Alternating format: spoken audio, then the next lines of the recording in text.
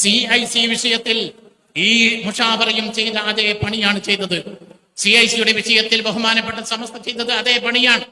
ഒരു സുപ്രഭാതത്തിൽ ജിഫ്രി തങ്ങൾ എഴുന്നേറ്റ് നിന്നിട്ട് CICയുമായി സഹകരിക്കരുത് എന്ന് പറഞ്ഞതല്ല, വളരെ കൃത്യമായി പഠിച്ചു.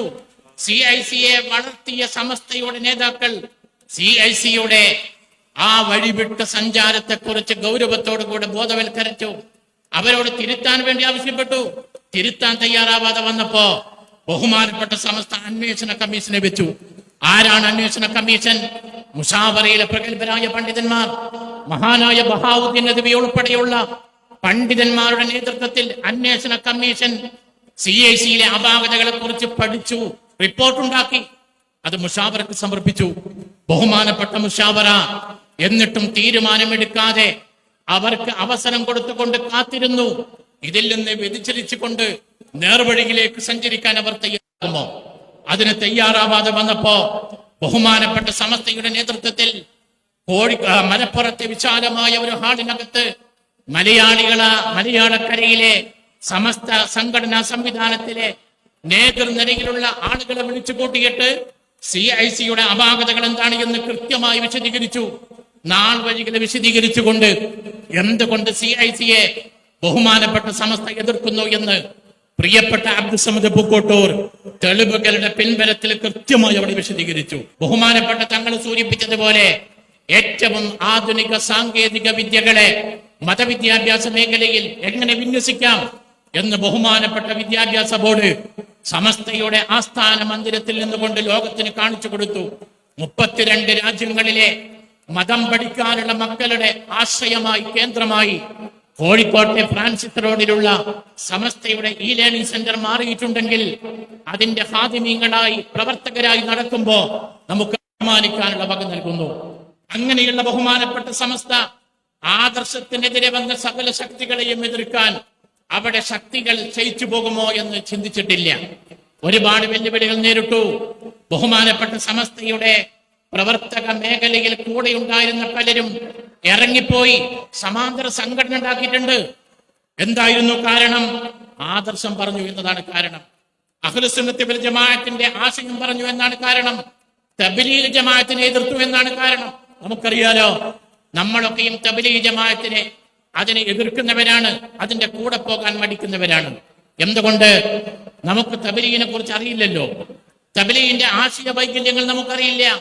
പക്ഷെ നമുക്കൊന്നറിയാം, സമസ്ത എതിർത്തിട്ടുണ്ട്, സമസ്ത തബ്ലീഗിനെ എതിർത്തിട്ടുണ്ട്. അത് മതി തെളിവായിട്ട്. അങ്ങനെയുള്ള തബ്ലീഗിനെതിരെ ബഹുമാനപ്പെട്ട സമസ്ത തീരുമാനമെടുക്കുന്നു.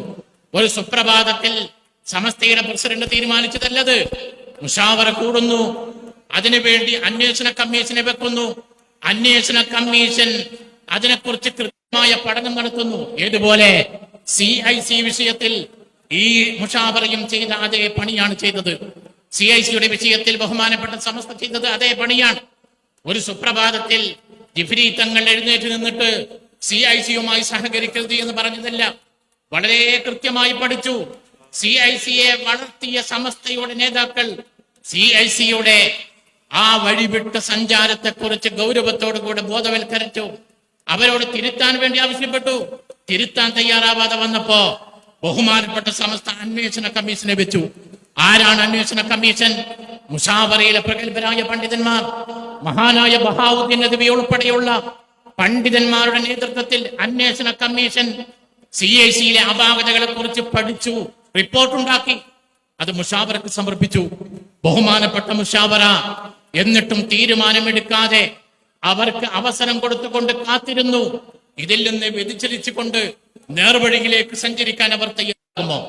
അതിന് തയ്യാറാവാതെ വന്നപ്പോ ബഹുമാനപ്പെട്ട സമസ്തയുടെ നേതൃത്വത്തിൽ മലപ്പുറത്തെ വിശാലമായ ഒരു ഹാളിനകത്ത് മലയാളക്കരയിലെ സമസ്ത സംഘടനാ സംവിധാനത്തിലെ നേതൃനിരയിലുള്ള ആളുകളെ വിളിച്ചു കൂട്ടിയിട്ട് CICയുടെ അപാകതകൾ എന്താണ് എന്ന് കൃത്യമായി വിശദീകരിച്ചു.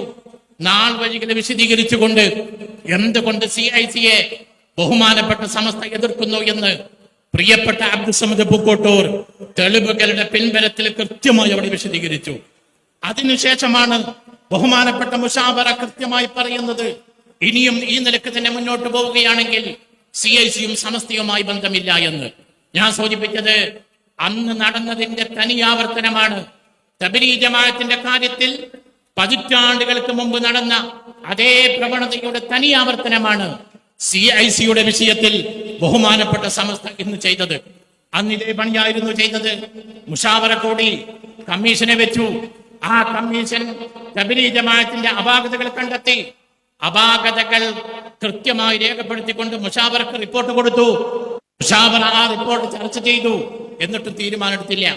ബഹുമാനപ്പെട്ട മുഷാവറ ചെയ്തത് അന്നത്തെ കേരളത്തിലെ തബ്ലീഗ് ജമാഅത്തിന്റെ നേതാക്കൾക്ക് ഒരു കത്തയച്ചു. നിങ്ങൾ പിഴച്ചവരാണ് എന്ന് ഞങ്ങൾക്ക് ബോധ്യപ്പെട്ടിട്ടുണ്ട്. എന്നാൽ ഇന്ന് തെളിവുകളുടെ പിൻബലത്തിൽ നിങ്ങൾ പിഴച്ചവരാണ് എന്ന് സമസ്തക്ക് ബോധ്യപ്പെട്ടിട്ടുണ്ട്. അല്ലെന്ന് തെളിയിക്കാൻ നിങ്ങൾക്ക് എന്തെങ്കിലും ബോധ്യപ്പെടുത്താനുണ്ടെങ്കിൽ അത് സമസ്തയുടെ മുഷാവറയിലേക്ക് അറിയിക്കണം. ആ കത്ത് കൊടുത്തു. മാസങ്ങൾ കഴിഞ്ഞു, വർഷങ്ങൾ കഴിഞ്ഞു. സമസ്തയിലേക്ക് ഞങ്ങൾ പിഴച്ചവരല്ല, ഞങ്ങൾ അഹ്ലുസുന്നത്ത് വൽ ജമാഅത്തിന്റെ ആളുകളാണ് എന്ന് തെളിയിക്കാനുള്ള തെളിവ് കൊടുക്കാൻ തബ്ലീഗ് ജമാഅത്തിന് കഴിഞ്ഞില്ല. ആ സന്ദർഭത്തിലാണ് ബഹുമാനപ്പെട്ട സമസ്ത തബ്ലീഗ് ജമാഅത്ത് ബിദ്അഈ പ്രസ്ഥാനങ്ങളുടെ പട്ടികയിൽ വരും എന്ന് തീരുമാനമെടുത്തുകൊണ്ട് പ്രഖ്യാപിക്കുന്നത്. ആ പ്രഖ്യാപനം വന്നപ്പോ കൂടെയുള്ള പലർക്കും അത് ഇഷ്ടപ്പെട്ടില്ല. അതുവരെ കൂടെ പ്രവർത്തിച്ച പലരും അതിനോട് വിയോജിപ്പ് പ്രകടിപ്പിച്ചു. സമസ്തയുടെ തീരുമാനം അല്പം കടന്നുപോയി എന്നവര് പറഞ്ഞു. CIC-യുടെ കാര്യത്തിലുള്ള തീരുമാനം അല്പം കടന്നുപോയി എന്ന് പറയുന്നത് പോലെ തന്നെ അന്ന് അവര് പറഞ്ഞു അത് അത്ര വേണ്ടിയില്ലായിരുന്നു, അങ്ങനെ തീരുമാനിക്കേണ്ടിയില്ലായിരുന്നു. അത് ഇങ്ങനെ പറഞ്ഞുകൊണ്ട് അവസാനിപ്പിക്കുക മാത്രമല്ല അവർ ചെയ്തത്. അവർ സമസ്തയിൽ നിന്ന് പുറത്തുപോയി സമാന്തരമായി സംഘടന ഉണ്ടാക്കി. ആ സംഘടനയുടെ പേരാണ് അഖില കേരള ജംഇയ്യത്തുൽ ഉലമ. അഖില കേരള ജംഇയ്യത്തുൽ ഉലമ എന്ന സംഘടന ഉണ്ടായത് കേരളത്തിന്റെ ഇസ്ലാമിക ചരിത്രത്തിൽ നമുക്ക് വായിക്കാൻ കഴിയും. അഖില കേരള ജംഇയ്യത്തുൽ ഉലമ ഉണ്ടാകിയപ്പോ പലരും പറഞ്ഞു സമസ്തയുടെ കഥ കഴിഞ്ഞു, ഇനി സമസ്ത ഇല്ല. കാരണം എന്താ? ഊർജ്ജസ്വലരായ പലരും അതിന്റെ മേഖലയിലേക്ക് പ്രവർത്തനം മാറ്റിയിട്ടുണ്ട്. സമസ്ത തകരാൻ പോവാണ്. എന്താ സംഭവിച്ചത്? സമസ്തക്കൊന്നും സംഭവിച്ചില്ല. കോഴിക്കോട് വെച്ചൊരു മഹാസമ്മേളനം നടത്തി. ആ സമ്മേളനത്തിൽ വെച്ചുകൊണ്ട് മഹാന്മാരായ ഉലമാക്കൾ അഖിലയെ വിമർശിക്കാനും തബ്ലീഗിനെ എതിർക്കാനുമുള്ള സാഹചര്യങ്ങളെ കുറിച്ച് കൃത്യമായി വിശദീകരിച്ചു. ആ സമ്മേളനത്തിൽ വെച്ചുകൊണ്ട് മഹാനായ സയ്യിദ് PMSA പൂക്കോയ തങ്ങൾ പ്രൗഢമായ ഒരു പ്രഭാഷണം നടത്തി. ആ പ്രഭാഷണത്തിൽ PMSA പൂക്കോയ തങ്ങൾ പറഞ്ഞു, തന്റെ മുമ്പിൽ തഴിച്ചുകൂടിയ ആയിരങ്ങളെ സാക്ഷി നിർത്തിക്കൊണ്ട് പറഞ്ഞു, ഇവിടെ അഖിലയും വേണ്ട, ഫൊഗിലയും വേണ്ട, ഇവിടെ സമസ്ത. അതൊരു അറം പറ്റിയ വാക്കായിരുന്നു. ഇന്ന് നിങ്ങൾ നോക്കൂ, കേരളത്തിലെ യുവതലമുറയോട്, ചെറുപ്പക്കാരോട് ഇവിടെ അഖില കേരള ജംഇയ്യത്തുൽ ഉലമ എന്ന് പറയുന്ന ഒരു സംഘടന ഉണ്ടായിരുന്നു എന്ന് പറഞ്ഞാൽ തെളിവ് കാണിക്കാനുള്ള എന്തെങ്കിലും ഒരു ഉദാഹരണം പോലും ബാക്കി വെക്കാതെ അഖില നാമാവിശേഷമായി പോയി. എന്തുകൊണ്ട്? സമസ്ത ദീനാണ്, സമസ്ത പറഞ്ഞത് ഹക്കാണ്, സമസ്തയുടെ ആലിമീങ്ങളെടുത്ത തീരുമാനം നേരാണ്. ആ ഹക്കിന്റെ കൂടെ അള്ളാഹുവിന്റെ സഹായമുണ്ടായി. അതുകൊണ്ട് തന്നെ അഖില നാമാവിശേഷമായി എതിർത്തവരൊക്കെയും അവസാനം തിരിച്ചു വരുന്ന സാഹചര്യമുണ്ടായി. എത്ര ഉദാഹരണങ്ങൾ, ഞാൻ ദീർഘിപ്പിക്കുന്നില്ല. ആത്മീയത ചൂഷണം ചെയ്തുകൊണ്ട് മുതലെടുപ്പ് നടത്തിയ തെരീക്കത്തുകാർ വന്നു കേരളത്തില്. ആരാ എതിർക്കാനുണ്ടായത്? ആത്മീയതയെ അന്ധമായി വിമർശിക്കുന്ന മുജാഹിദ് പ്രസ്ഥാനങ്ങളോ അല്ലെങ്കിൽ മറ്റേതെങ്കിലും വിദഈ പ്രസ്ഥാനങ്ങളോ അങ്ങനെയുള്ള ആത്മീയതക്കെതിരെ രംഗത്ത് വന്നുകൊണ്ട് അതിനെ ഇല്ലായ്മ ചെയ്യാൻ സാധിച്ചിട്ടുണ്ടോ? ഇല്ല എന്നുള്ളതാണ് വസ്തുത. ബഹുമാനപ്പെട്ട സമസ്ത രംഗത്ത് വന്നു. ആത്മീയതയെ അംഗീകരിക്കുന്ന, ഔലിയാക്കൾ അംഗീകരിക്കുന്ന, തരീഖത്തിനെ അംഗീകരിക്കുന്ന, അതിനൊക്കെ വലിയ മഹത്വമുണ്ട് എന്ന് പഠിപ്പിക്കുന്ന ബഹുമാനപ്പെട്ട സമസ്തയുടെ ഉലമാക്കള് ആത്മീയതയുടെ പേരിൽ വ്യാജമായി കച്ചവടം ചെയ്യാൻ തുടങ്ങിയപ്പോ അതിനെതിർത്തു. ഒരുപാട് ഉദാഹരണങ്ങളുണ്ട്. അവസാനം നമ്മൾ കണ്ടു ആലുവ തരീഖത്ത്. അടുത്ത കാലത്താണല്ലോ നടന്നത്. ആലുവ തരീഖത്തിലേക്ക് ആളുകൾ ഇങ്ങനെ ഒഴുകുകയാണ്. ഞാൻ ഇവിടെ വെച്ചുകൊണ്ട് ആലുവ തരീഖത്തിനെ എതിർത്താൽ ആലുവയിലെ സുൽത്താൻ അത് ലൈവായി കേൾക്കുമത്രേ. മീഡിയകൾ വേണ്ട, ലൈവ് സംപ്രേഷണം വേണ്ട. ഞാൻ ഇവിടുന്ന് എതിർക്കുകയാണെങ്കിൽ അവിടെ ശൈഖിന് കേൾക്കാൻ കഴിയും. ഈ പീഠത്തിൽ നിന്ന് ഇറങ്ങി നടക്കാൻ എനിക്ക് കഴിയാത്ത വിധം അപകടം സംഭവിക്കും, എനിക്ക് അത്യാഹിതം വരും. ആളുകളെ പറഞ്ഞ് പറ്റിച്ചിരുന്നു അന്ന് ആലുവ തരീഖത്തിന്റെ ആളുകള്. പലരും പേടിച്ചു, എതിർത്തില്ല. പലരും പരസ്യമായി പറയാൻ പേടിച്ചു, എതിർക്കാൻ മുന്നോട്ട് വന്നില്ല. ബഹുമാനപ്പെട്ട സമസ്തയുടെ സ്ഥാപനങ്ങളിലുള്ള കുട്ടികളും ഉസ്താദുമാരും ആലുവ തരീഖത്തിന്റെ ആളുകളായി. നമ്മുടെ പ്രഭാഷകര് സമസ്തയുടെ വേദിയിൽ വന്ന് പ്രസംഗം നടത്തിയിരുന്ന പലരും ആലുവ തരീഖത്തിന്റെ പ്രചാരകരായി മാറുന്ന വിരോധാഭാസം നമ്മൾ കണ്ടു. നമ്മുടെ എഴുത്തുകാർ ആലുവ തരീഖത്തിന് വേണ്ടി എഴുത്ത് നടത്തുന്ന കാഴ്ച നമ്മൾ കണ്ടു. ആ പ്രതിസന്ധിയിലാണ് ബഹുമാനപ്പെട്ട മുശാവറ കൂടി തീരുമാനമെടുക്കുന്നത്. ആലുവ തരീഖത്തിനെ കുറിച്ച് പഠിക്കാനാണ് നിശ്ചയിച്ചു. ആലുവ തരീഖത്തിനെ കുറിച്ച് അവർ പഠിച്ചു. റിപ്പോർട്ട് വന്നു. മുമ്പ് തബ്ലീഗിനെ കുറിച്ച് പറഞ്ഞതുപോലെ ആ റിപ്പോർട്ട് സമസ്ത മുശാവറ ചർച്ച ചെയ്തു. ആലുവ തരീഖത്ത് പിഴച്ചതാണ് എന്ന് കൃത്യമായി ബഹുമാനപ്പെട്ട മുശാവറക്ക് ബോധ്യപ്പെട്ടു. ഇനി ഇത് ജനങ്ങളോട് വിളിച്ചു പറയണം. എങ്ങനെയാ പറയാ? അതെങ്ങാനും വിളിച്ചു പറഞ്ഞാൽ നമ്മുടെ പ്രഭാഷകരൊക്കെ നമുക്കെതിരാകും, നമ്മുടെ എഴുത്തുകാർ നമുക്ക് നഷ്ടപ്പെടും. നമ്മുടെ സ്ഥാപനത്തിൽ എത്രത്തോളം ദാറുൽ ഹുദ പോലെയുള്ള വലിയ സ്ഥാപനങ്ങളിലെ ബഹുഭൂരിഭാഗം മക്കളും അതിന്റെ അനുയായികളായി ബൈഅത്ത് ചെയ്തിട്ടുണ്ട്. സ്ഥാപനം കാലിയാവും, കുട്ടികൾ ഉണ്ടാവൂല. അവിടെയുള്ള ഉസ്താദുമാരിൽ ബഹുഭൂരിഭാഗം ആളുകളും അതിൽ ബൈഅത്ത് ചെയ്തിട്ടുണ്ട്. ഉസ്താദുമാരുണ്ടാകൂല. സമസ്ത എന്ന കൂടൊഴിഞ്ഞു പോകും, സമസ്ത തകർന്നു പോകും. പലരും പറഞ്ഞു, ഇപ്പൊ പറയരുത്, ഇതിനെക്കുറിച്ച് ഇപ്പൊ അഭിപ്രായം പറയരുത്, ഇത് നമ്മുടെ നാശത്തിനുള്ള തുടക്കമാണ്, സമസ്ത തകർന്നു പോകും.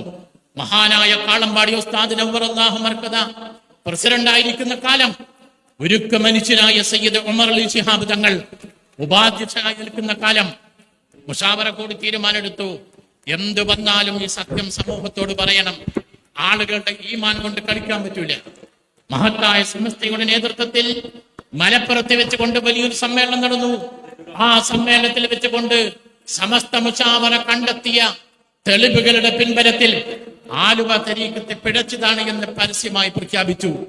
മയ്യത്തിന്റെ തലയിൽ നിന്ന് പേനിറങ്ങി പോകുന്നത് പോലെ സമസ്തയുടെ സ്ഥാപനങ്ങളിൽ നിന്ന് മക്കളും ഉസ്താദുമാരും ഒക്കെ ഇറങ്ങിപ്പോകുമെന്ന് കണക്കുകൂട്ടി കാത്തിരുന്നവര് അവരൊക്കെ നിരാശരായിക്കൊണ്ട് ആലുവ തരീഖത്തിൽ നിന്ന് അതിലേക്ക് പോയ പലരും തിരിച്ചു വരുന്ന കാഴ്ചയാണ് പിന്നീട് കണ്ടത്. ഇന്നെന്താ അവസ്ഥ?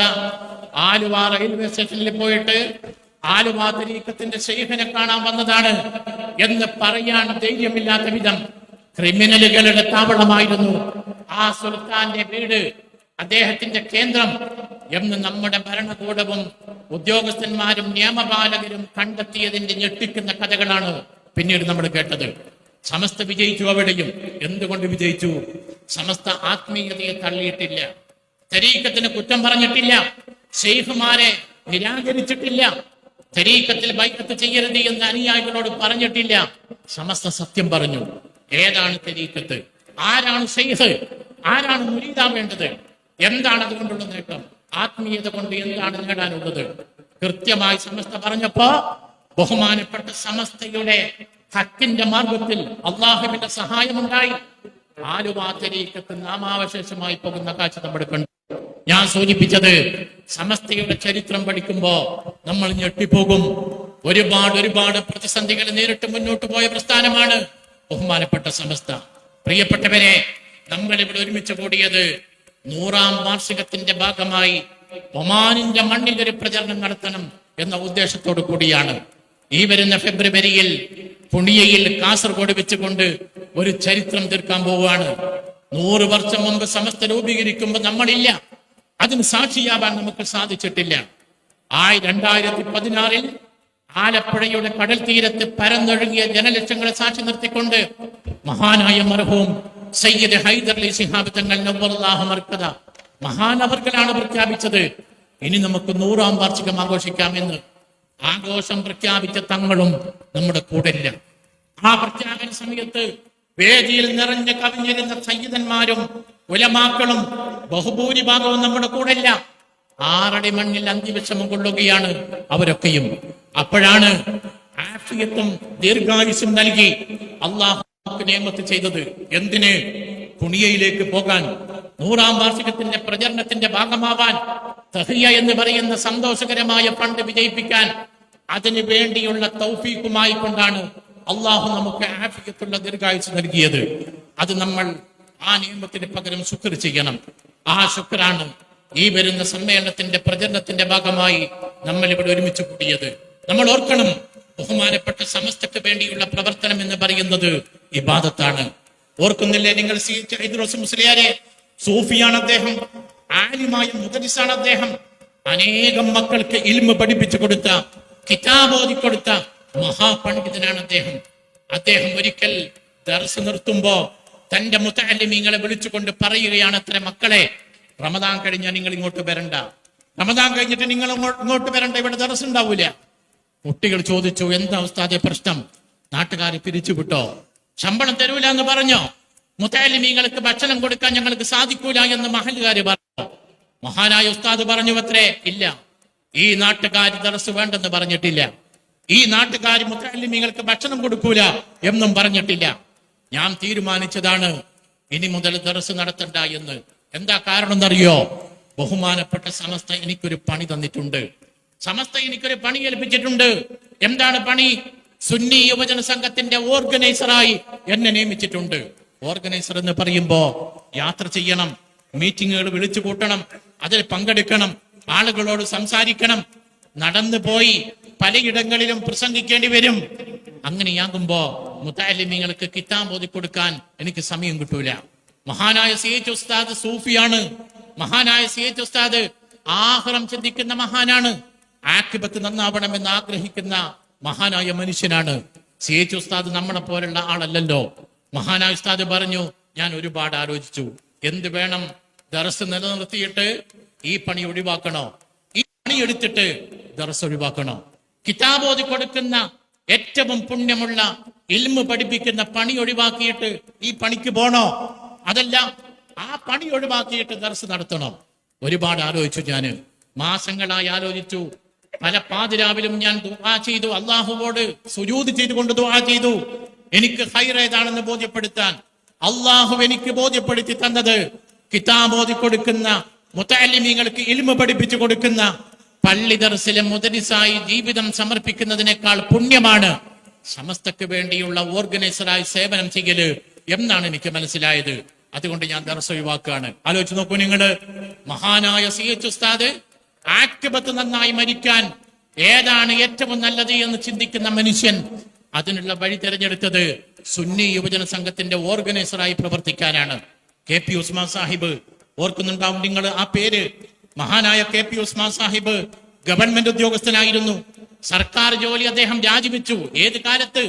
ഈ കാലത്തല്ല, പതിറ്റാണ്ടുകൾക്ക് മുമ്പ് സർക്കാർ ജോലി സ്വപ്നമായിരുന്ന കാലത്താണ് കിട്ടിയ ജോലി രാജിവെക്കുന്നത്.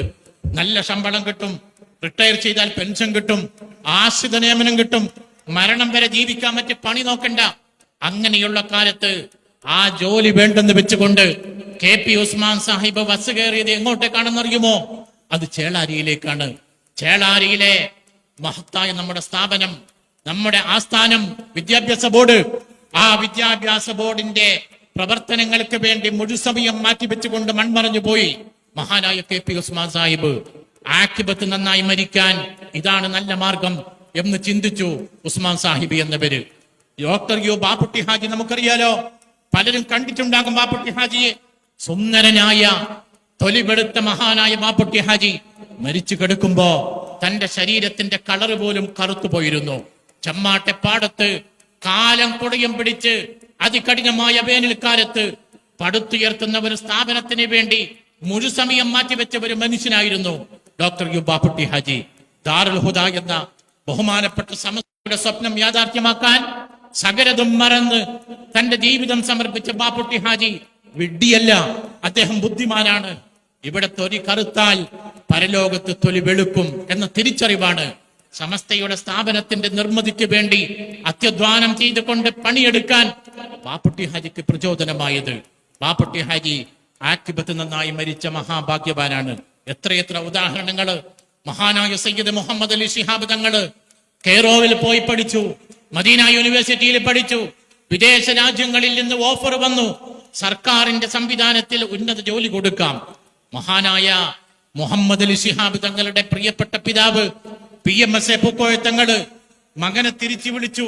വലിയ ശമ്പളം കിട്ടുന്ന ജോലിയുണ്ട് എന്നറിഞ്ഞിട്ട് അതിന് നിർത്താതെ വിദേശ രാജ്യങ്ങളിലെ ഉന്നത ഉദ്യോഗസ്ഥങ്ങളിലേക്ക് മകനെ പറഞ്ഞയച്ച് സുഖമായി ജീവിക്കാമെന്ന് ചിന്തിക്കാതെ, മകന്റെ ഭാവിയെങ്കിലും നന്നാവട്ടെ എന്ന് ആലോചിക്കാതെ മഹാനായ പിതാവ് തന്റെ പ്രിയപ്പെട്ട മകനെ നാട്ടിലേക്ക് തിരിച്ചു വിളിച്ചിട്ട് പറഞ്ഞു, നീ ആദ്യം ചെയ്യേണ്ടത് ഈ നാട്ടിലുള്ള ദീനീ പ്രവർത്തനങ്ങൾക്ക് നേതൃത്വം കൊടുക്കലാണ്. സമസ്ത കേരള ജംഇയ്യത്തുൽ ഉലമയുടെ കീഴിലുള്ള സുന്നി യുവജന സംഘത്തിന്റെ മലപ്പുറം ജില്ലയുടെ അധ്യക്ഷ പദവി ഏൽപ്പിച്ചു കൊടുത്തുകൊണ്ട് പൊതുരംഗത്തേക്ക് കൈപിടിച്ചു വിട്ടു. മഹാനായ PMS പൂക്കോയത്തങ്ങൾ എന്ന ദീർഘവീക്ഷണമുള്ള പിതാവ് തന്റെ പ്രിയപ്പെട്ട മകനെ മഹാനായ സയ്യിദ് മുഹമ്മദ് അലി ശിഹാബ് തങ്ങള് പിന്നീട് ആരായി തീർന്നു എന്ന് നമ്മൾ ആലോചിക്കുക. സമസ്തയുടെ പാതയിലൂടെ മുന്നോട്ട് പോയ ആളുകള് അവര് ആക്ബത്ത് നന്നാവാൻ ചിന്തിച്ചുകൊണ്ട് ജീവിച്ചവരാണ്, അങ്ങനെ മരിച്ചുപോയവരാണ്. അവർക്ക് കിട്ടിയ മഹാഭാഗ്യവും അത് തന്നെയാണ്. ഞാൻ സൂചിപ്പിക്കുന്നത്, നമുക്ക് കിട്ടിയത് സുവർണാവസരമാണ്. സമസ്തക്ക് വേണ്ടി അവരെ പോലെ വലിയിടങ്ങളിൽ പ്രവർത്തിക്കാൻ നമുക്ക് കഴിയൂല, പക്ഷെ നമുക്ക് കഴിയും. ഇതുപോലെയുള്ള ചെറിയ ഇടങ്ങളിൽ കിട്ടാവുന്ന ഒഴിവ് സമയങ്ങളിൽ നമ്മുടെ സമയങ്ങൾ മാറ്റിവെച്ചുകൊണ്ട്, മറ്റെല്ലാം മാറ്റിവെച്ചുകൊണ്ട് സമസ്തക്ക് വേണ്ടി നമ്മൾ പ്രവർത്തിക്കുന്നത് അവരോടൊപ്പം ചേരാനുള്ള ഒരു നിമിത്തമാണ്. ഒന്നുകൂടി അടിവരയിട്ട് ഞാൻ പറയട്ടെ, സമസ്ത മുശാവറയിലുള്ളവരൊക്കെ മഅസൂമികളാണ് എന്നാരും പറയൂല. അവരും സാധാരണക്കാരായ മലയാളക്കരയിലെ സാധാരണ പണ്ഡിതന്മാരാണ്. ഉള്ളവരിൽ യോഗ്യരാണ് അവര് എന്നതാണ് അവരുടെ പ്രത്യേകത. എല്ലാം തികഞ്ഞവരാണ് അവര് എന്ന് ആരും പറയുന്നില്ല. നമ്മളോട് ഉദ്ഘാടന പ്രസംഗം നടത്തിയ സയ്യിദുൽ ഉലമ എല്ലാ പ്രസംഗത്തിലും പറയുന്നൊരു വാക്കുണ്ട്, സമസ്തയെ നയിക്കുന്നത് ഞങ്ങളല്ല, ഞാനല്ല, എന്നോടൊപ്പമുള്ള 40 ആളുമല്ല. സമസ്ത എന്ന പ്രസ്ഥാനത്തെ നയിക്കുന്നത് അത് ഞങ്ങളൊന്നുമല്ലാത്ത അദൃശ്യമായ ഒരു ശക്തിയാണ്. ആരോ ഇതിനെ നിയന്ത്രിക്കുന്നുണ്ട്. ശൈഖുനാ ശംസുൽ ഉലമ ഉൾപ്പെടെയുള്ള ആ മഹാശൃംഖലയിലെ ആരെല്ലാമോ ഉണ്ട് ഈ പ്രസ്ഥാനത്തെ വഴി നടത്തുന്നതിൽ. ആ പ്രസ്ഥാനത്തോട് നമ്മൾ ഒരിക്കലും വെറുപ്പിന്റെ ഒരു ലാഞ്ചന പോലും പ്രകടിപ്പിക്കരുത്. അത് വല്ലാത്ത അപകടമാണ്. അത് നമ്മളെ നാശത്തിലേക്ക് കൊണ്ടെത്തിക്കും. മഹാനായ ആത്തിപ്പറ്റ ഉസ്താദ് നിങ്ങൾ ഓർക്കണം, നമ്മൾ കണ്ട ആളാണ്. മഹാനായ ആത്തിപ്പറ്റ ഉസ്താദ് മുശാവറ മെമ്പറല്ല. അദ്ദേഹം സമസ്ത മുശാവറയിൽ മെമ്പറായിട്ടില്ല, പോഷക സംഘടനയുടെ പ്രസിഡന്റ് ആയിട്ടില്ല, പ്രഭാഷകനായി നാട് നീളം നടന്നിട്ടില്ല. അത്തിപ്പറ്റ ഉസ്താദിന്റെ പ്രത്യേകത സുന്നത്തിനോട് വല്ലാത്ത ഇഷ്ക് വെച്ച മനുഷ്യനായിരുന്നു. സുന്നത്ത് നഷ്ടപ്പെടുമെന്ന് തോന്നിയാൽ കരയാൻ മടിയില്ലാത്ത മനസ്സായിരുന്നു അത്തിപ്പറ്റ ഉസ്താദിൻ്റെത്. അതുകൊണ്ടാണല്ലോ ഓപ്പറേഷൻ തിയേറ്ററിലേക്ക് കയറിയപ്പോ ആ തിയേറ്ററിനകത്തേക്ക് തന്റെ താടിരോമങ്ങൾ വടിക്കാൻ ആയുധങ്ങളുമായി വന്ന അവിടുത്തെ സ്റ്റാഫിനെ കണ്ടപ്പോഴാണ് മഹാനായ അത്തിപ്പറ്റ ഉസ്താദ് കരഞ്ഞത്. എന്തിനെന്നറിയോ? തന്റെ താടിരോമങ്ങൾ വടിക്കാൻ വന്നത് കണ്ടപ്പോ. കവിളിലുള്ള ക്യാൻസറിന് ഓപ്പറേഷൻ ചെയ്യണം, ഓപ്പറേഷൻ ചെയ്യുന്ന ഇടമുള്ള രോമങ്ങളൊക്കെ വടിച്ചു മാറ്റണം. വൈദ്യശാസ്ത്രത്തിൽ അത് അത്ഭുതമല്ല, അത് സർവ്വസാധാരണമാണ്. താടി രോമങ്ങൾ വടിച്ചിട്ട് വേണം കവിളിൽ ഓപ്പറേഷൻ ചെയ്യാൻ. കത്തിയുമായി വന്ന ആശുപത്രിയിലെ ജീവനക്കാരെ കണ്ടപ്പോ ഒരു കൊച്ചു കുഞ്ഞിനെ പോലെ കരഞ്ഞുവത്രേ മഹാനായ അത്തിപ്പറ്റ ഉസ്താദ്.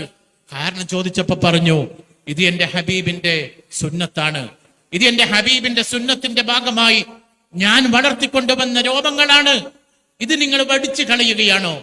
എന്റെ രോഗത്തിന്റെ ചികിത്സക്ക് വേണ്ടി എന്റെ സുന്നത്തിനെ, എന്റെ ഹബീബിന്റെ സുന്നത്തിനെ ഞാൻ ഒഴിവാക്കണമെന്നോ? എനിക്ക് സഹിക്കാൻ കഴിയുന്നില്ല. അവസാനം അവിടെ വെച്ചുകൊണ്ടൊരു കോംപ്രമൈസായി, മസ്ലഹത്തായി. ആ മസ്ലഹത്ത് ആ താടി രോമങ്ങൾ ഓപ്പറേഷന് ആവശ്യമുള്ള ഭാഗത്ത് മാത്രം വടിക്കുക എന്നായിരുന്നു. ഏത് ഭാഗത്താണോ വടിക്കാനുള്ളത്, ഓപ്പറേഷൻ ചെയ്യാനുള്ളത്, അവിടെ മാത്രം വടിക്കുക. പകുതി ഭാഗം വടിച്ചിട്ട് പകുതി ഭാഗം വടിക്കണ്ട, അതായിരുന്നു തീരുമാനം. നമ്മളാണെങ്കിൽ സമ്മതിക്കൂലല്ലോ, സാധാരണ ആരും സമ്മതിക്കൂല. അർദ്ധഭാഗം വടിച്ച താടി രോമവുമായി പുറത്തിറങ്ങാൻ നമുക്കാർക്കെങ്കിലും കഴിയോ? അതുകൊണ്ട് തന്നെ അങ്ങനെ പറഞ്ഞാൽ എന്നാ മുഴുവനും വടിച്ചോളൂ എന്ന് പറയുമെന്നായിരുന്നു അവർ കരുതിയത്. മഹാനായ ഉസ്താദ് പറഞ്ഞു, എന്നാ അങ്ങനെ ആയിക്കോട്ടെ. അവസാനം അർദ്ധഭാഗം വടിച്ചു, ഒരു ഭാഗം വടിച്ചു. ഓപ്പറേഷൻ ചെയ്യാനുള്ള ഭാഗത്ത് മാത്രം രോമങ്ങൾ വടിച്ചു. മഹാനായ അത്തിപ്പറ്റ ഉസ്താദിന്റെ ഓപ്പറേഷൻ ചെയ്തു. ആശുപത്രിയിൽ നിന്ന് ഡിസ്ചാർജ് ചെയ്ത മഹാനായ ഉസ്താദിനെ നമ്മൾ കാണുന്നത് പകുതി ഭാഗം താടി നീണ്ട ഒരു മനുഷ്യനായിട്ടാണ്. നമ്മുടെ മനസ്സിൽ അത് വൈകൃതമാണ്. പക്ഷെ മഹാനായ ഉസ്താദിന്റെ മനസ്സിൽ എന്റെ ഹബീബിന്റെ സുന്നത്ത് അത്രയെങ്കിലും സംരക്ഷിക്കാൻ എനിക്ക് സാധിച്ചല്ലോ എന്ന സായുജ്യമാണ്. അതായിരുന്നു അത്തിപ്പറ്റ ഉസ്താദ്. അതിലപ്പുറം അത്തിപ്പറ്റ ഉസ്താദിനെ കുറിച്ച് പറയുണ്ടല്ലോ. മഹാനായ അത്തിപ്പറ്റ ഉസ്താദ് പറഞ്ഞ വളരെ ഗൗരവമുള്ള ഒരു താക്കീതുണ്ട്, ഒരു മുന്നറിയിപ്പ്. നമ്മൾ ഗൗരവത്തോടെ ഉൾക്കൊള്ളേണ്ടതാണത്. സമസ്ത മുശാവറ അങ്ങനെ തീരുമാനിച്ച ശരിയായില്ല, മുശാവറ അംഗം അങ്ങനെ പറഞ്ഞത് നന്നായില്ല, മുശാവറക്കാരുടെ ആ തീരുമാനം ശരിയായില്ല. എന്നൊക്കെ നമ്മൾ ഇങ്ങനെ അവിടെയും ഇവിടെയും ഇരുന്ന് പറയാറുണ്ടല്ലോ, നമ്മുടെ സുഹൃത്തുക്കൾ പറയാറുണ്ടല്ലോ. അവരോട് പറഞ്ഞു കൊടുക്കണം. അത്തിപ്പറ്റ ഉസ്താദ് പറഞ്ഞ വാക്ക് ഇങ്ങനെയാണ്: ബഹുമാനപ്പെട്ട സമസ്ത മുശാവറ ഒരു കാര്യത്തിൽ ഒരു തീരുമാനമെടുത്തു. ആ തീരുമാനത്തിൽ നിനക്ക് സംശയം തോന്നുന്നുണ്ടോ എങ്കിൽ നീ പേടിക്കണം, നിന്റെ ഈമാനിനെന്തോ തകരാറുണ്ട് എന്നാണ് അതിനർത്ഥം. ആരാ പറഞ്ഞത്? അള്ളാഹുവിനെ പേടിച്ച് ജീവിച്ച മഹാനായ അത്തിപ്പറ്റ ഉസ്താദ് പറയാണ്, നിന്റെ ഈമാനിന് തകരാറുണ്ട്, അതുകൊണ്ട് നീ പേടിക്കണമെന്ന്. അള്ളാഹു നമ്മളെ കാത്തുരക്ഷിക്കട്ടെ. അതുകൊണ്ട് പ്രിയപ്പെട്ടവരെ, നമുക്ക് 100-ാം വാർഷികം ഗംഭീരമാക്കണം. സമസ്തക്ക് വേണ്ടി നമുക്ക് ആവുന്നതൊക്കെ ചെയ്യണം. നമ്മൾ ചെയ്താലും ഇല്ലെങ്കിലും സമസ്ത വിജയിക്കും, സമസ്തയുടെ സമ്മേളനം വിജയിക്കും. ഇവിടെ പറഞ്ഞല്ലോ, തഹിയ ഫണ്ട് ബഹുമാന്യനായ സയ്യിദ് സാബിഖ് അലി ശിഹാബ് തങ്ങളാണ് തഹിയ ഫണ്ടിന്റെ കൺവീനർ, അതിനെ കോർഡിനേറ്റ് ചെയ്തുകൊണ്ടിരിക്കുന്നത്. ഓരോ ദിവസം കഴിയും തോറും നമ്മൾ അത്ഭുതങ്ങൾ കാണുകയാണ്. വലിയ വലിയ ധനാഢ്യരായ പലരും പിന്നോട്ട് മാറി നിന്ന തഹിയ ഫണ്ട് സാധാരണക്കാരൻ ഒന്ന് കൈവച്ചപ്പോ 50-ഉം 100-ഉം 10-ഉം 20-ഉം 25-ഉം കൊടുത്തപ്പോ 37 കോടി പിന്നിട്ടിരിക്കുന്നു. അത്ഭുതങ്ങൾ നടക്കുകയാണ്. എവിടുന്നാണ് ഈ പണം വരുന്നത്? കോടീശ്വരന്മാർ കോടികൾ തന്നു എന്ന് പറയാൻ കണക്കുണ്ടാവൂല. ലക്ഷങ്ങൾ തന്ന ആളുകളുടെ കണക്ക് തങ്ങളുടെ കയ്യിലുണ്ട്. ബഹുമാന്യനായ മമ്മൂട്ടിക്കയെ പോലെയുള്ള അപൂർവം ചില ആളുകൾ മാത്രം ലക്ഷങ്ങൾ നൽകിയപ്പോൾ സാധാരണക്കാരന്റെ കയ്യിലുള്ള വിയർപ്പിന്റെ ഗന്ധമുള്ള നാണയങ്ങൾ കൂടിയപ്പോ 37 കോടിയായത് മാറി. നമ്മൾ കൂടിയാലില്ലെങ്കിലും അത് ലക്ഷ്യത്തിലെത്തും. അതിലാരും ഏതെല്ലാം വിധത്തിലുള്ള മാറി നിൽക്കലുകളാണ് നടത്തിയതെങ്കിലും പ്രഖ്യാപിച്ചത് സമസ്തയാണ്. അതാണ് അതിന്റെ വിജയം. ബഹുമാനപ്പെട്ട സമസ്തയുടെ 100-ാം വാർഷികം അതേപോലെ വിജയിക്കും. 33,000 വരുന്ന ഏറ്റവും വലിയ മനോഹരമായ ക്യാമ്പ് നടക്കാൻ പോവാണ്. ഇപ്പൊ പലരും ആലോചിക്കുന്നത് രജിസ്ട്രേഷന്റെ സമയത്ത് ശ്രദ്ധിച്ചില്ല, ഇനി എന്ത് ചെയ്യുമെന്നാണ്. ഇനി അവസരമില്ല, കഴിഞ്ഞു. ഇനി രജിസ്റ്റർ ചെയ്യാനുള്ള അവസരം പോലും ഇല്ല. കേരളത്തിന്റെ ചരിത്രത്തിൽ ഇത്രയേറെ ആളുകൾക്ക് അവസരമുണ്ടായ ഒരു ക്യാമ്പില് രജിസ്റ്റർ ചെയ്യാൻ അവസരം കിട്ടിയില്ലല്ലോ എന്ന് പരിതപിക്കുന്ന ഒരു ചരിത്രം സമസ്തയുടെ 100-ാം വാർഷികമല്ലാതെ മറ്റൊന്നുണ്ടാവില്ല. എന്നോട് എത്രയോ ആളുകൾ പറഞ്ഞു, നിങ്ങളൊക്കെ ഇതിന്റെ പ്രവർത്തകരല്ലേ, ഞങ്ങൾക്കൊരു അവസരം തരണം എന്ന് പറഞ്ഞാൽ നമ്മളൊക്കെ വിചാരിക്കുന്നതിനപ്പുറത്തേക്ക് സമസ്ത വളർന്നിട്ടുണ്ട്. സമസ്ത തുടങ്ങിയതൊക്കെ അതേപോലെ വളർന്നിട്ടുണ്ട്. ഞാൻ പറഞ്ഞല്ലോ, 51-ലാണ് സമസ്തയുടെ വിദ്യാഭ്യാസ ബോർഡ് തുടങ്ങുന്നത്. അന്ന് 1-ാമത്തെ മദ്രസ ഉണ്ടാവുന്നത് അങ്ങ് മലപ്പുറത്തെ കോട്ടക്കലിനടുത്തുള്ള പ്രദേശമാണ്. എന്നാൽ അതേ സ്ഥാനത്ത് ഇന്ന് 11,000 പിന്നിട്ടിരിക്കുന്നു മദ്രസ. അഭൂതപൂർവമായ ഒരു വളർച്ച. ഒരു നൂറ്റാണ്ട് പോലും തികയും മുമ്പേ 50-ഓ 70-ഓ വർഷമാകുമ്പോഴേക്ക് സമസ്തയുടെ മദ്രസ പ്രസ്ഥാനം ലോകത്ത് അത്ഭുതമായി മാറി. നമ്മുടെ സുപ്രഭാതം തുടങ്ങുമ്പോൾ പലരും പറഞ്ഞു, ഈ മൊയ്ലിയാമാർക്ക് പത്രം നടത്താൻ അറിയോ? സമസ്തയുടെ കൂടെ നടക്കുന്നത് സാധാരണക്കാരാണെങ്കിലും വിദ്യാസമ്പന്നരാണെങ്കിലും ബിസിനസ്സുകാരാണെങ്കിലും അവരുടെ കണ്ണിൽ മൊയ്ലിയാമാരാണ്. ഇവർക്ക് പത്രം നടത്താൻ അറിയോ? അതങ്ങ് പൂട്ടിക്കോളും. അത്ഭുതം തീർത്തു ബഹുമാനപ്പെട്ട സമസ്തയുടെ സുപ്രഭാതം. ഇന്ത്യ ചരിത്രത്തിലെ ഏറ്റവും വലിയ അത്ഭുതമായി 6 എഡിഷനുകളുമായി ബഹുമാനപ്പെട്ട സമസ്തയുടെ സുപ്രഭാതം പിറവിയെടുത്തു. ഇപ്പൊ 12-ാമത്തെ വർഷത്തിലേക്ക് എത്തി. എന്താ സംഭവിച്ചത്? 8 എഡിഷനും അതുപോലെ ഡിജിറ്റൽ സംവിധാനങ്ങളുമായി കൊണ്ട് ബഹുമാനപ്പെട്ട സമസ്തയുടെ സുപ്രഭാതം കേരളത്തിലെ മലയാള പത്രങ്ങളിലെ 3-ാം സ്ഥാനം നേടിക്കൊണ്ട് വരിക്കാരുടെ കാര്യത്തിൽ മുന്നോട്ട് പോവാണ്. എന്താ കാരണം? നമ്മുടെ പോരിശൊന്നുമല്ല, തുടങ്ങിയത് സമസ്തയാണ്. അതുകൊണ്ട് പ്രിയപ്പെട്ടവരെ, നമ്മുടെ സുഹൃത്തുക്കളോട് പറഞ്ഞു കൊടുക്കണം, തെറ്റിദ്ധരിച്ച് മാറി നിൽക്കേണ്ട ആരും. ഇത് ഹക്കിന്റെ വഴിയാണ്. നേരെ സമസ്ത പറഞ്ഞിട്ടുള്ളൂ. നേർവഴിയിലൂടെ സഞ്ചരിക്കാനേ സമസ്ത ആവശ്യപ്പെട്ടിട്ടുള്ളൂ. വിഭാഗീയത ഉണ്ടാക്കാനോ വിദ്വേഷം പ്രചരിപ്പിക്കാനോ ആളുകളെ മാറ്റി നിർത്താനോ ബഹുമാനപ്പെട്ട സമസ്ത ആവശ്യപ്പെട്ടിട്ടില്ല. സയ്യിദുൽ ഉലമയാണ് ഇന്നതിന്റെ അധ്യക്ഷൻ. അദ്ദേഹത്തെക്കാൾ യോഗ്യരാണ് അതിനേക്കാൾ മുമ്പ് കടന്നു പോയവര്, അതിനേക്കാൾ യോഗ്യരാണ് അതിനു മുമ്പ് കഴിഞ്ഞു പോയവര്. അങ്ങനെ പോയാൽ അലവി വരക്കൽ മുല്ലക്കോയ തങ്ങൾ മുതൽ ഇതുവരെയുള്ള ചരിത്രം നോക്കുമ്പോ അതാത് കാലത്തെ ഏറ്റവും യോഗ്യരായ 40 ആളുകളാണ് നമുക്ക് നേതൃത്വം നൽകിയത്. അവരാണ് ദീന് പറഞ്ഞത്. ആ ദീനാണ് നമ്മൾ അംഗീകരിച്ചത്. അതിലൂടെ നമ്മുടെ ലക്ഷ്യം ആക്കിബത്ത് നന്നാവലാണ്. നമ്മുടെ നേതാക്കളൊക്കെയും നമ്മൾ കണ്ടു. അവരുടെ അന്ത്യം ആക്കിബത്ത്, അത് നന്നായി ലോകത്തോട് വിട പറഞ്ഞു പോയവരാണ്. മഹാനായ ശൈഖുനാ ശംസുൽ ഉലമ ഉൾപ്പെടെ നമ്മളത് കാണുന്നു. ആ പാതയിലേക്ക് അവരോടൊപ്പം സ്വർഗത്തിലെത്താനുള്ള വഴിയായിക്കൊണ്ടാണ് നമ്മൾ സമസ്തയിലുള്ള പ്രവർത്തനങ്ങളെ കൊണ്ട് ഉദ്ദേശിക്കുന്നത്. അള്ളാഹു അതിന് തൗഫീക്ക് നൽകട്ടെ. ആഖിറത്ത് നന്നായി മരിക്കാൻ, അവരോടൊപ്പം സ്വർഗത്തിൽ ഒരുമിച്ച് കൂടാൻ നമുക്കെല്ലാവർക്കും അള്ളാഹു തൗഫീക്ക് നൽകുമാറാവട്ടെ. തഹ്ഗയിലൂടെ ഒരുപാട് ആളുകൾ ഒരുപാട് വിധത്തിലുള്ള സഹായങ്ങൾ നൽകുന്നു. ഇവിടെയും നമ്മൾ കണ്ടു, അവനവനെ കൊണ്ട് ആകും പോലെ സഹായിക്കുകയാണ്. സഹായിക്കുന്ന ആളുകൾ എവിടെയൊക്കെയുള്ളത് നമുക്കറിയില്ല. നമുക്ക് ചെയ്യാനുള്ളത് അവർക്കൊക്കെ വേണ്ടി പ്രാർത്ഥിക്കാം. അള്ളാഹു അതെല്ലാം കബൂൽ ചെയ്യുമാറാവട്ടെ. വ്യത്യസ്തമായ പ്രവർത്തനങ്ങൾ നടത്തുന്നുണ്ട്. ബഹുമാനപ്പെട്ട തങ്ങൾ സൂചിപ്പിച്ചു, 100-ാം വാർഷികം ആൾക്കൂട്ടമായി സലാത്ത് ചൊല്ലി പിരിയാനുള്ള സമ്മേളനമല്ല. 100-ാം വാർഷികം ഒരടയാളപ്പെടുത്തലാണ്. കേരളത്തിന്റെ ഭാവിയില് അല്ല, ഇന്ത്യ മഹാരാജ്യത്തെ മുസ്ലിമിന്റെ ഭാവിയില് വലിയ നിർണായകമാകാൻ പോകുന്ന മുന്നേറ്റങ്ങൾക്ക് നാന്ദി കുറിക്കുന്ന വ്യത്യസ്തമായ പദ്ധതികളാണ് 100-ാം വാർഷികത്തിന്റെ ഭാഗമായി നടക്കാൻ പോകുന്നത്. അതിലേക്കാണ് നമ്മൾ തഹിയ കൊടുക്കുന്നത്. അത് വെറുതെയാവൂല. അള്ളാഹു നമ്മിൽ നിന്ന് കബൂൽ ചെയ്യട്ടെ. SIC-യുടെ പ്രവർത്തനങ്ങൾ അൽഹംദുലില്ലാ അഭിമാനകരമായി എല്ലായിടങ്ങളിലും മുന്നോട്ട് പോവാണ്. ഒമാനിലും മുന്നോട്ട് പോവാണ്.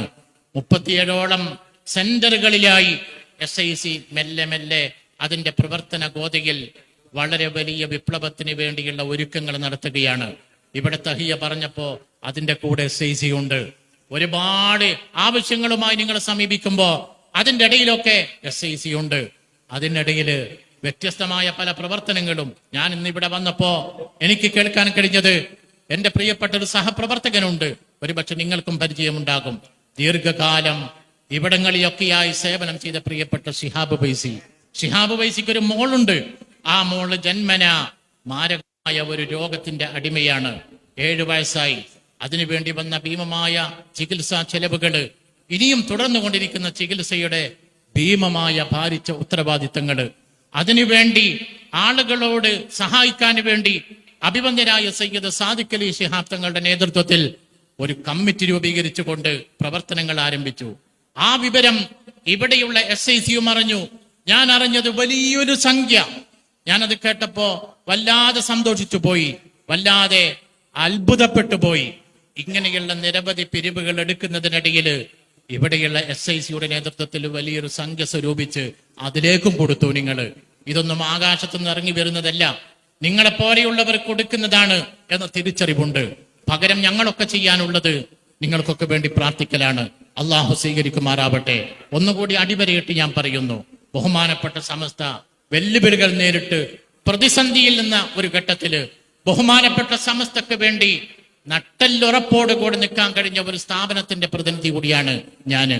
വെല്ലുവിളികളുള്ള ഒരു ഘട്ടത്തിൽ SNEC എന്ന സംവിധാനം ഉണ്ടാക്കി.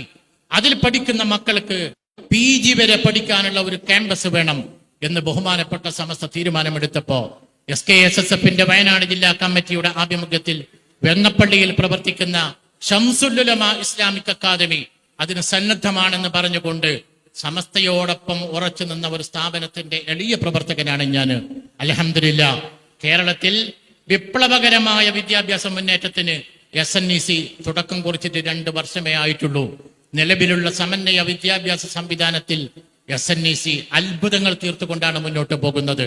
100-ാം വാർഷികത്തിന്റെ ഉപഹാരമാണ് SNEC എന്ന സമസ്തയുടെ സനാഇയ കോഴ്സുകളിലൂടെ ഇവിടെ ഉടലെടുത്തിരിക്കുന്നത്. അതിന്റെ പ്രവർത്തകനായി അഭിമാനത്തോടു കൂടിയാണ് നിങ്ങളുടെ മുമ്പിൽ എഴുന്നേറ്റ് നിൽക്കുന്നത്. സ്ഥാപനത്തെയും നിങ്ങൾ പലരും പലപ്പോഴും സഹായിച്ചിട്ടുണ്ട്. എല്ലാം അല്ലാഹു കബൂൽ ചെയ്യട്ടെ. ഒരുപാട് വൈകിയിട്ടും ഇതിനോടൊപ്പം കൂടെ ഇരുന്ന് ഇവിടെ ഇതെല്ലാം നോക്കിക്കാണുകയും വിലയിരുത്തുകയും ചെയ്ത പ്രിയപ്പെട്ട സഹപ്രവർത്തകരോട് കടപ്പാടുകൾ അറിയിച്ചുകൊണ്ട് ഒരിക്കൽ കൂടി ദുആയിലൊക്കെ നിങ്ങളും ഉൾപ്പെടുത്തണം എന്നാവശ്യപ്പെട്ടുകൊണ്ട് അള്ളാഹു നമ്മളെയൊക്കെ ബഹുമാനപ്പെട്ട സമസ്തയോടൊപ്പം ജീവൻ അവസാനിക്കുന്നത് വരെയും അതിനുവേണ്ടി പ്രവർത്തിച്ച് ആക്കിബത്ത് നന്നായി മരിച്ച് സ്വർഗത്തിൽ നമ്മുടെ മുൻഗാമികളോടൊപ്പം ഒരുമിച്ച് കൂടാൻ തൗഫീക്ക് നൽകട്ടെ എന്ന പ്രാർത്ഥനയോടുകൂടെ വാഹിർ ദഅവാന അൽഹംദുലില്ലാഹ്.